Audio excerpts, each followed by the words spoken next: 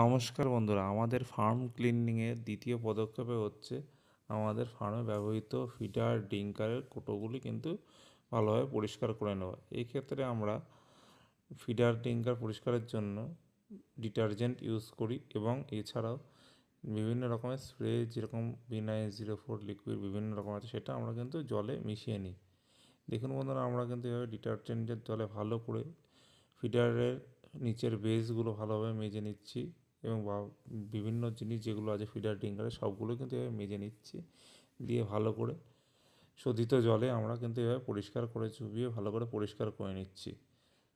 এবং বন্ধুরা, আপনাদের দেখিয়েছিলাম আমরা ফার্ম ক্লিনিংয়ের জন্যে যে আমরা ভালোভাবে ঘরটা যেহেতু ধুয়ে নিয়েছি, সেহেতু আমরা কিছুটা জায়গা চুনকাম করে রেখেছি, যাতে ফিডার ডিঙ্কারগুলো ধুয়ে আমরা কিন্তু সেই জায়গায় রাখতে পারি।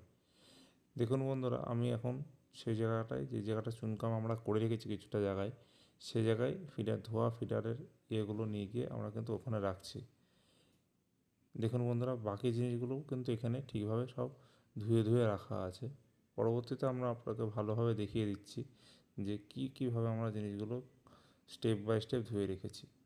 ঠিক আছে, দেখুন বন্ধুরা, এখানে আমাদের ফিডারের নিচের বেস, ড্রাম এবং ছোটো টার্বো ফিডার, চিক ড্রিঙ্কার সমস্ত জিনিসগুলো কিন্তু আমরা ভালোভাবে ধুয়ে রেখেছি, যাতে যখন আমাদের বাচ্চা আসবে তাতে কোনো রকম ভাইরাস ডিজিজের বিগত লটের ইফেক্ট না আসে।